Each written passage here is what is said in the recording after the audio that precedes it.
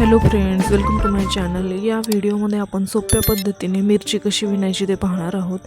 हिरवी आणि लाल अशा दोन्ही पद्धतीने तुम्ही मिरच्या विणू शकतात। इथे आपण या दोन्ही मिरच्या पाहू शकता। जर तुम्हाला हिरवी मिरची विणायची असेल तर तुम्ही त्याचं देठ आहे ते येलो कलरने विणायचं, आणि जर तुम्हाला लाल मिरची हवी असेल तर तुम्ही त्याचं देठ ग्रीन कलरने विणायचं। याचं कॉम्बिनेशन छान दिसतं। आज आपण लाल मिरची कशी विणायची ते सोप्या पद्धतीने शिकणार आहोत। सर्वप्रथम इथे मी 6 किंवा 7 चेन बनवून घेणार आहे देठासाठी, आणि नंतर तिथून पुढे आता आपल्याला 5 चेन बनवायच्या आहेत। टोटल 11 चेन बनवलेले आहेत। त्यामधील आपण 5 चेनचं सर्कल विणून घेणार आहोत आणि 6 चेन आहे ते देठासाठी ठेवून देणार आहोत। इथे आपण सर्व मिरची जी आहे ती डबल खांबांनी विणणार आहोत। हाफ डबल खांबा म्हणजेच अर्ध्या डबल खांबांनी आपण ही मिरची विणणार आहोत। सर्कल विणून झाल्यानंतर अशा पद्धतीने आपण 7 अर्ध्या डबल खांब त्या सर्कलमध्ये विणणार आहोत आणि नंतर स्लीव स्टिचने अटॅच करून घेणार आहोत। मिरचीच्या वरचा तो जो देठ असतो, देठाचा भाग आता आपण इथे विणत आहोत। हे पहा, आता आपल्याला ग्रीन कलर कट करून घ्यायचा आहे आणि रेड कलर अटॅच करायचा आहे।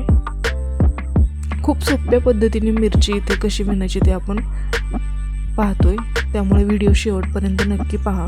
चॅनलवर पहिल्यांदाच आला असाल तर चॅनलला सबस्क्राईब करायला विसरू नका आणि बेल आयकॉन प्रेस करा आणि ऑलवर क्लिक करा। अशाच पद्धतीचे आपण विणकाम विषयक व्हिडिओ आपल्या चॅनलवर शेअर करणार आहोत, त्यामुळे आपल्या चॅनलला सपोर्ट करा।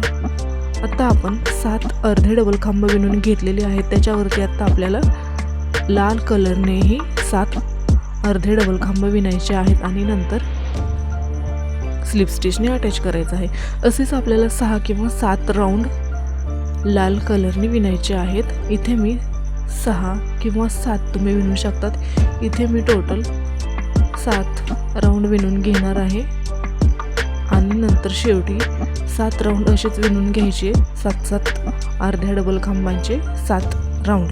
त्यानंतर एक खांब कमी करत जायचं, म्हणजे नंतर 6 5 4 3 2 1 अशा पद्धतीने विणल्यानंतर आपल्याला मिरचीचा आकार तयार होईल। वेगळं असं काही नाही, याच्यामध्ये स्टफिंगही भरायचं नाही आहे, असंच विणलं तरीही चालेल।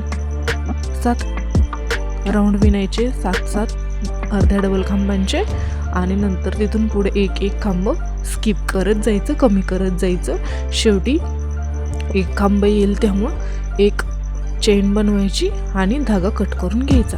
अशाच पद्धतीने सोपी अशी मिरची विणून घ्या। व्हिडिओ आवडला असेल तर लाईक करा, व्हिडिओला जास्तीत जास्त शेअर करा आणि आपल्या चॅनलला सपोर्ट करा। भेटूयात पुढील अशाच विणकाम विषयक नवनवीन व्हिडिओंसोबत। तोपर्यंत धन्यवाद। व्हिडिओ पूर्ण पाहिल्याबद्दल thanks. Bye bye, take care.